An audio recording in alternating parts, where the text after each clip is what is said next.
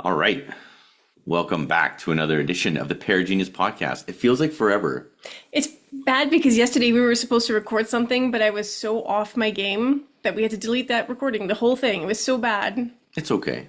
I was having an off day, but that's because I'm still struggling with crazy gut things. She didn't want to talk about what I wanted to talk about, and these things happen. And as a co-creator, I need to know when to flush the toilet. Are you okay? I'm good. It was because you were talking about Mike Tyson, and I only wanted to give a little bit of energy to that conversation, but it turned into the whole thing, and I was mad because you cut me off, and then I was really bitchy. You know, we should probably put episodes, like crap episodes, out later as bonus content because people want to hear the crappy stuff too. I don't think so. People want to hear you fail. They don't want to hear you when you're perfect. Wow. I am nowhere near perfect. Haters gonna hate and ain'ters gonna ain't. That's a terrible thing to say. It's from The Interview. It's one of my favorite movies ever. It's a terrible movie. Where did you want to begin today? I think that you and I are going to record back-to-back episodes and really get back on track with pumping out the content. Wow, that's crazy, man. 2 in one day. I don't know if I can do that. 2 episodes, one day. Well, I think that where we failed yesterday, and I'm taking most of the blame for that, is that we didn't talk about what we were experiencing, things that we're going through. It was a little bit too premeditated. So I think that today I really would love to talk about the things that I'm experiencing. That full moon last week kind of knocked me out for the whole weekend. It was a tough weekend. And my guts are like just a complete mess, which I realize now is completely related to my personal power. How so? I had no idea. Well, because, I mean, that center is ruled by your solar plexus. And your solar plexus is the place where you have your personal power. Did you know that the liver is the seat of the soul? I did not. I never knew that. I thought that it was the filter of everything. It is. But, I mean, so it filters like your food and the things that you're doing to yourself physically, but also is supposed to filter you spiritually. So it's supposed to filter your thoughts and your experiences. You're supposed to be able to process it and then release it. Sounds important. It's important. So what I've figured out slowly but surely, and this has been since January that I have been dealing with this, is that I am obviously not digesting my life experiences the way I'm supposed to. You know, like you're supposed to use that, everything in this space to be able to digest the things that you go through. And for me, when I feel something that's difficult, painful, emotional, I tend to close off my heart, and I guess I'm not processing it properly. So that's part of what's happening in my digestive system right now. So we were looking this weekend at that book. It was a chakras book. Do you remember what it's called? Oof, no. Really? But I have had this book forever. It was gifted to me years and years ago. And then I gave it to Alora at one point. She was struggling with something. And I finally got it back. And I don't know why, but I was like, okay, something told me, look at the book. So what's the book called again? It is called Opening the Senses of the Soul by Samantha. I'm not going to say that right. Orthlieb. Anyways, yeah, so it says healing into wholeness with nature's vibrational medicine. So which chakra are you having a problem with? The yellow one or the orange one? The yellow one, the solar plexus. Right here. Yeah. That's the one I never think about. I always think about my brain or my butt. Oh my God. Yeah, well, I think maybe that's part of our problem in us being able to really clearly and quickly manifest the things we want to, or find the direction for our life that we're looking for. Because I think if you're overlooking the solar plexus, you're disconnected from your soul's purpose. Okay. Because that's where your personal power is housed. So if I were to ask you, what is your personal power? What would you say? I have no idea. Okay, well, that's bad. That's bad. You're supposed to know what your personal power is. Right. Well, I know that I should not give my power to other people. I need to have personal power and create the things that I want to create. Well, I mean, you can't give it away if you don't know what it is. Excellent. The perfect defense is a no offense. Right? I guess. What were we talking about this? Did I come up with something? Yes. I'm totally blanking right now, like I'm failing a test. Do you remember what my personal power is? I do. Creating the space? Yeah. Is that what So, it is? I mean, it's funny because I think both of our personal powers are similar but different. So, my personal power is making beautiful things. Like, beauty for me is a really huge life theme, not physical beauty, but creating. I love to create beautiful spaces so that people can sit down and heal and connect. And like, I want to make sure that the things I'm creating are hitting people on every level, every sense. So it's very layered. It's a very layered sensory experience. I've been doing a little bit of that online with pivoting and making beautiful brands and beautiful websites. And I think that that is coming to an end for me. It feels like there is this shift where people don't value beauty in the digital world the way they once did. Something has changed, and I definitely feel it. So now I need to make sure that I'm bringing forward my soul's purpose and creating beautiful physical spaces. Okay. So that was a very long-winded way of saying I like to create beautiful things. You like to create beautiful things as well too, but it's different. For sure. And before we move on to me, I did want to say that this might be a temporary thing too. What do you mean? I do recognize too that maybe people aren't prioritizing the beauty in things digitally right now. But I think that these things come and go in waves. I think during COVID, they highly valued it. Like things were in a really high. And now I just feel like things are kind of calming down and they'll eventually level out. But I do like the idea of us getting into the space of creating, you and I both creating, because I feel like I can build anything and you beautify everything that I create. And I feel like you and I together would be so good at that. We would be excellent at that. So what is your personal power like? What is your half of that? It's not technically building things. Well, I mean, we've been doing the Airbnb for a long time. I greet the guests. I think that I do a very good job of welcoming them and talking to them, making them feel at home and comfortable, because our Airbnb is in our home. It's in our basement. And I think it's important to make people feel like they're not strangers when they first come in.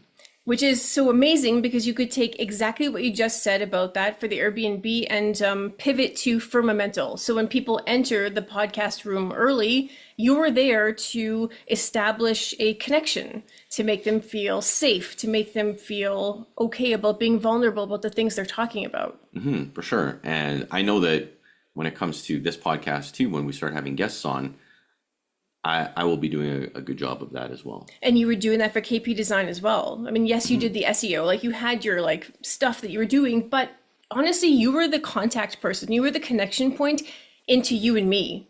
So you would be the one talking to potential clients and getting into, what are their fears about what they were doing with us. And yeah, I guess that's a superpower. It's like an accidental superpower. I'm not being a salesman. All I'm doing is greeting people, making them feel comfortable, and accidentally making them want to work with us because I make a nice home for them. But it's not accidental. You can't say that. I mean, that is your I don't do it on superpower. purpose. It's Okay, but that's your superpower. And I think the more you say it, so if I ask you again, what is your superpower? I make people feel comfortable. Is that my superpower? Okay, I think that's something to work on so that it's almost like your elevator pitch, Right. But I don't make people feel like they're surrounded by a creep. I think that you should meditate and ask your soul what your personal power is and see what comes up. Okay. So that when somebody asks you what your personal power is, or not even when someone asks you, you should get up every morning and like connect to the personal power right away. I don't know if I've always had that. I feel like I've evolved into this. Sure. I mean, you've always been very social, Yeah. and I used to think that your personal power was that you could have a conversation with anybody about anything because you're so, and every time I would listen to you with someone, I'm like, how does he know that? Like, how do you know this stuff? And make it seem like, I don't know, like the depth of the thing. It's not just that you surfacey know these things, you deeply know these things. And then there's this like connection with the other person. I'm like, oh my God, that is a superpower. That is crazy. You can talk to anybody about anything. That's true. Maybe that's why I podcast. Maybe. And for you, I think that you're a great hostess and you are very good at servitude. You serve very well. Like when we have a gathering, everyone is taken care of and no one has to worry about anything. You've cooked, you've cleaned, you've provided this place where people can come and enjoy themselves and feel at home, relax, enjoy, and then hopefully feel good leaving too. Yeah, my role is definitely more in a supportive position.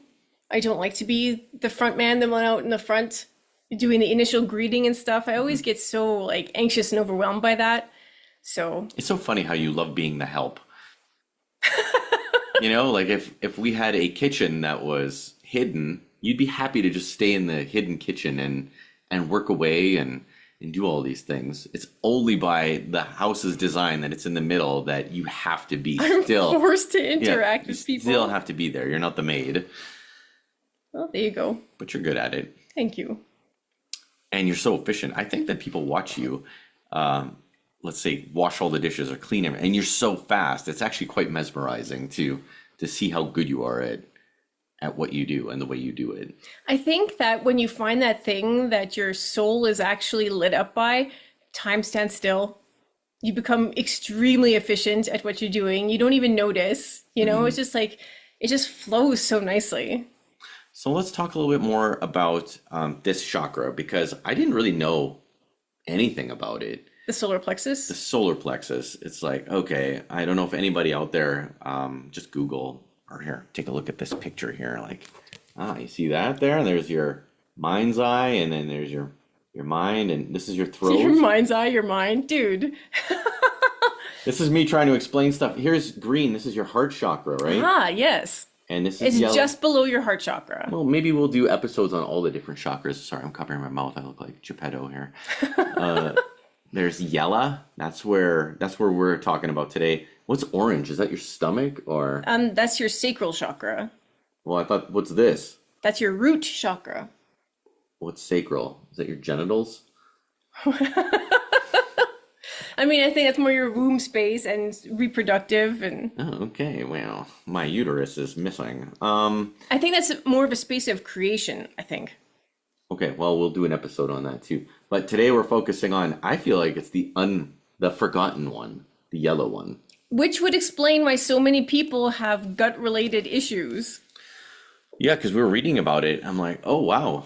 I did not realize that your gut is an actual thing. Your gut has a mind of its own. It's why you trust your gut. It's why you get these feelings that are right here. To me, that's super important. Yeah, and think about when you put all that crap into your body that your liver is trying to filter out so hard. And I mean, especially now with foods being overly processed and they're hiding God knows what in the sugars and all the disgusting things, your liver is really taxed.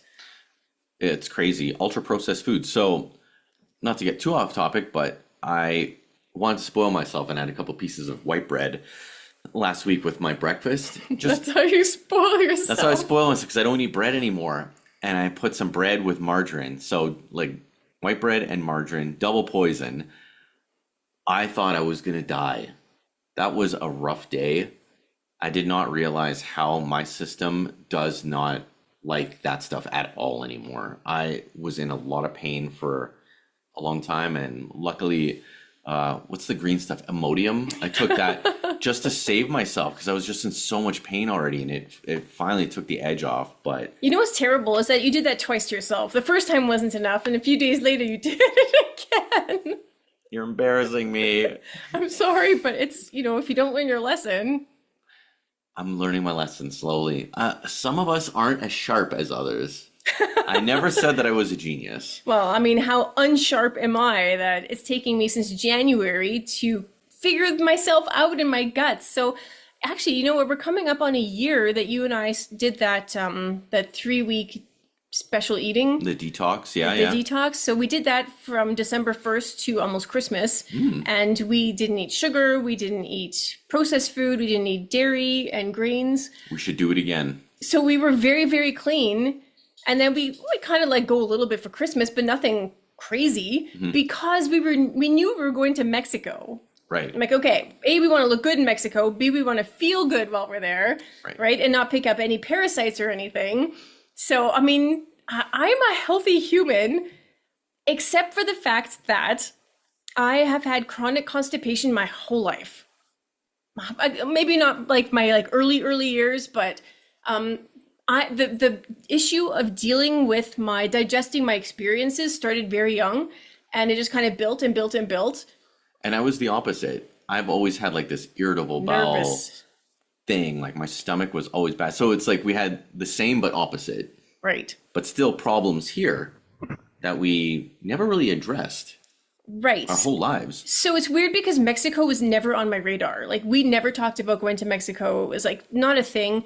And then in November of last year, I went for a walk in the forest, and all of a sudden I got this like whisper, like, oh, Mexico, go to Mexico. I'm like, Mexico? Okay, I guess I can start thinking about that. And then a few weeks later, found a peso on the ground in front of our house, picked it up. I'm like, oh my God, we have to go to Mexico. Because you don't ignore omens. Like omens are sacred. When you come across an omen and you recognize that it's that, you don't ignore it. So we called a travel agent. We're like, book us to Mexico. Went to Mexico, picked up a bloody parasite. Like, and left your computer there. We're not talking about that. Okay. I picked up the parasite, and I'm the only one out of the three of us. I'm so healthy. I'm so vigilant. I didn't eat crap while I was in Mexico. I did the least amount of drinking out of everyone. Even Alora drank more than you. Right? Like, I just can't believe that I came home with this parasite, and it just wreaked havoc on me for 4 solid months. You know, and then I kind of started trying different things and finally got to a spot. I think I got rid of it, but maybe it's done some damage, and I don't know. It's been a nightmare. So actually, it wasn't until last week when I picked up the book and started reading about the solar plexus that I'm like, oh my God, Mexico didn't happen to me. It happened for me. Because I've always been chronically constipated. I think that had I kept going, ignoring it, it would have turned into something really serious, and then it might have been fatal. So this is your wake-up call. Mexico was my wake-up call, and I knew that spiritually Mexico was important, but I kind of went there for different reasons, looking for different answers, and it was funny because it was like, in this terrible experience, it happened for me so that I could reconnect to my solar plexus, figure out what's going on, find my personal power, and you and I can now work on building the next chapter of our life. Yeah, so what is our next plan of action for your guts? What are we going to do? Are we going to do the fast this week? I don't know. I don't think that is really so much the issue. I think that now that I've figured out my issue is lack of connection to my personal power and not letting my soul come through. It's funny because today, November 19th, Pluto is moving into Aquarius. And this is a big deal because Pluto moves very slowly. You know, it won't move again for another 20 years. 20 years, right? So I think with this shift, all of us are kind of in for some kind of an awakening, and because it's Pluto, which is my favorite planet because it's a Scorpio thing. Really? Yeah. Not Uranus? What? Are you serious? What? We did the last episode about Uranus. I thought that was your favorite. What does that have to do with me, though? Like, Scorpio and Pluto, they're attached. I didn't realize that was your favorite planet. It is my favorite planet because it makes you really go down deep and do the transformational work. So now that it's moving into Aquarius, which is an air sign, I feel like, I don't know, the possibilities are kind of endless. Maybe it's more about consciousness, collective consciousness. You know what my favorite planet is? The one that you're on. Wow. That's a Valentine's card. That's excellent, dear. Better write that down. Pretty good, huh? Very good. Yeah. I don't know nothing about Pluto. It's far, it's little, it's blue. Actually, it's funny. I went to yoga today, and while I was laying there at the end, I'm like, oh, okay. No, at the beginning, I was like, Pluto, I am coming to you as equals. You know, I imagined myself as Pluto's energy, and I came to Pluto. I'm like, what am I supposed to learn as you're moving into Aquarius? Mm-hmm. And it didn't say anything back to me, which I was kind of surprised about and a little bit sad.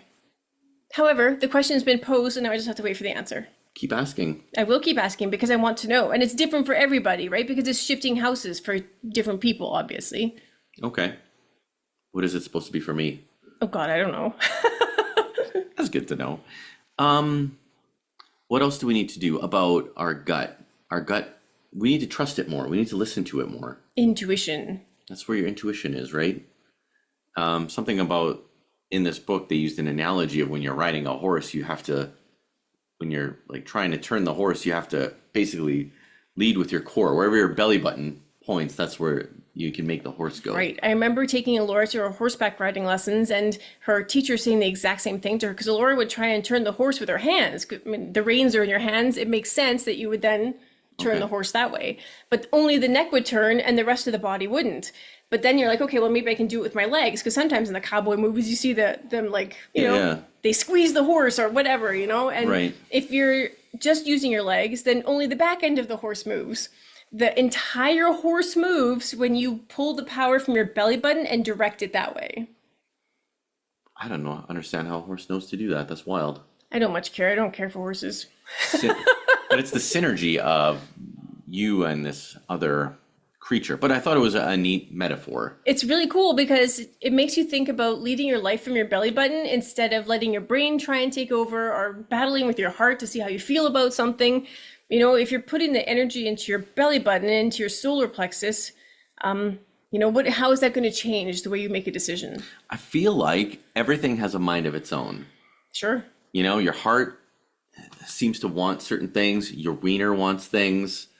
That was very scientific. Yeah. Apparently your gut wants to go in certain directions. It's wild. It's and your brain. You have like 4 or 5 different like things trying to steer the ship. Yeah, and another really neat thing that I think that we read about this weekend was how if your bottom 3 chakras are out of alignment, going up from there kind of gets screwy. Like you need to have solid 1, 2, and 3 chakras so that by the time you get to your heart space, it's clear, it's solid, it's intuition led. Yeah, I feel like this is more foundational. Yeah. And if you have a weak foundation, you end up falling for certain traps that you necessarily wouldn't, if you didn't have a solid foundation. Right. Which I think is one of our big problems in life. You and me? Yeah. I think that this is a huge discovery this week. That our foundation is poo? Yeah. Either not enough or too much. We've got to get balanced. Yeah, it's going to be a lot of work, I think, coming up, especially in the next few months around that. I think that it's such an important thing to podcast. I realize that there's some entertainment value, but to me, there's a lot of actual soul and human experience value to talking on the fly and discovering these different things that we were never taught in school. They didn't teach us about chakras in school. Nope.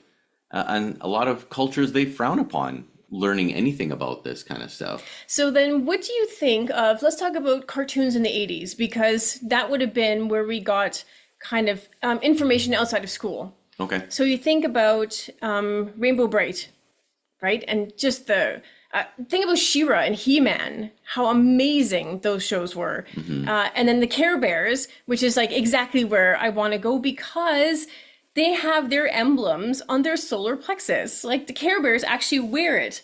And then that's where they direct power from when they need it. They call upon their personal power and it comes out. And for us, they drew it in a way that it made sense for us at the time. Which Care Bear did you have? Like personally, I owned Bedtime Bear because I liked being safe at night. Like I wanted like my bear to sleep with. Did you buy it for yourself or did someone buy it for you? That was one of my favorite Christmas gifts. My parents got it for me when I was 4 years old. All right, so Bedtime Bear came to you, which is so nice because you needed the extra comfort at nighttime. You were in a little bit of a volatile household. And then when you needed that rest time, you had Bedtime Bear there to make sure that you were tucked in, that you felt safe, that you felt protected and cared for. It was an awesome Christmas. It's funny that I remember my Christmas when I was 4 years old because I got a Superman shirt and Superman underwear. So I was already like halfway there to Superman town, and I had this Care Bear. And I could not wait to go to sleep on Christmas just because I had like my Superman pajamas and my bear. For me, it was all strawberry shortcake. I remember the Christmas I got strawberry shortcake panties. They were my favorite. I love strawberry shortcake. Well, which Care Bear did you have? I had Tenderheart, and I didn't choose Tenderheart. He was gifted it to me, and I was mad because he was an ugly brown and he was a boy. I was so pissed off. I'm like, well, why did I get Tenderheart? You know, but looking back, like yesterday when I was thinking like, oh my God, like Tenderheart, how did I end up with Tenderheart? And it was so, I don't know, Tenderheart he's a leader. He's so wise, you know, and I would never trust my soul, my experience to anybody who was unwise. I need to be led by somebody who is strong in their own power and someone who is a leader and has lived and experienced things. So I think for me to feel cared by a Care Bear, it would have had to have been Tenderheart. And it's funny, we were talking about this last night that you're like, oh, which Care Bear do you think I had? And I'm like, I'm sure you had Grumpy Bear. I pictured you having a Grumpy Bear. Right? And it's funny because then when we kind of looked it up, Grumpy Bear, it's a Scorpio. So each of the Care Bears kind of has a astrological sign that they resonate with the most. And there you have it. Grumpy is Scorpio, which makes total sense. Like it really, you're right. I mean, and I am probably the moodiest person in the house, and more like my natural expression is sour. Like I'm just a kind of mopey, resting bitch face, they call it. But I don't think you have that. I think you're beautiful. Resting bitch face it is, you know, but that's fine. I resonate with Grumpy. I don't think you've ever seen yourself vacuum. It is crazy. It's like the juggernaut is vacuuming the house. Yeah, but I like it. It's meditative. I'm cool doing it. Well, I'm constantly fixing the vacuum because you're very Grumpy authoritative with it. Is blue, which is water sign, and he has like the rain cloud on his belly, and instead of rain coming out, it's little hearts that come down. Is it really? It is. Oh, I didn't know it's that. So nice that even Scorpio, who is hard to love sometimes, deserves love and is able to actually also give love. Yeah. And then I'm a Virgo. Which bear was Virgo? That was a Share Bear. Share Bear. Share Bear is Virgo. I'm like, okay, as long as I don't have to have a girl bear. I think that it doesn't necessarily have to be girl, right? I mean, well, that's who it was. But I didn't have Share Bear as a toy. But I thought when they did the write-up, I'm like, oh, okay, yeah, that's cool. Share Bear is cute. That's totally like me. I always, because it said like you help everyone get along. That's me. I'm always the glue. You should just walk around with lollipops and hand them out. Yeah, well, and that's why you need me, because I'm like a healer. I'm the one that keeps all the glue together while you're the one like raining and lightning bolting everyone. Raining hearts down on people. Right. Jagged, sharp hearts. Did your sister have a Care Bear? Yeah, she had a Friend Bear. Is that the one with the flowers on it? Yes. Yeah. But I think it was Wish Bear was the Gemini. Wish Bear was Gemini. Because both our sisters are Geminis. Right. So Carrie's Gemini, but she had Bedtime Bear. Just like you. Yeah. That's crazy. I bought Alora a Bedtime Bear too when she was born, but she didn't love it, and that hurt my feelings. It was a really nice like 25th anniversary, like a special edition one. Never cared for it. Always hurt me right here. I wonder if you have to be a child of the 80s to really appreciate the genius of the Care Bears. Alora wasn't one of those like stuffed animal people. She did have like that little rabbit with the blanket. That's because your mom made that. Emma, she loved stuffed animals. Like Emma was all about the stuffed animals. Alora was all about the soother. She heard us talking yesterday, Emma. She comes downstairs and she's like, Grumpy, I love Grumpy. Thanks, Emma. That's funny. Yeah. And with that, I guess we're going to call it a wrap. All right, then. What do you think about that? You got any last words? I don't think so. I think that just focusing on the solar plexus for me this week is... Don't do this. What am I doing? You don't talk into your hand It's not professional. I never do that. That's something that you do. You talk into your hand all the time. It's okay. It's okay. Wow. I stopped Seriously. We're going to press pause and then I'm going to beat the crap out of you. The next episode will be this like purple shiner. I fell down the stairs. Well, I've lost my train of thought, so you could just sign off however you want. Pray for me, everyone. The PMS episode is coming. All the best, yeah, big geniuses. I love you.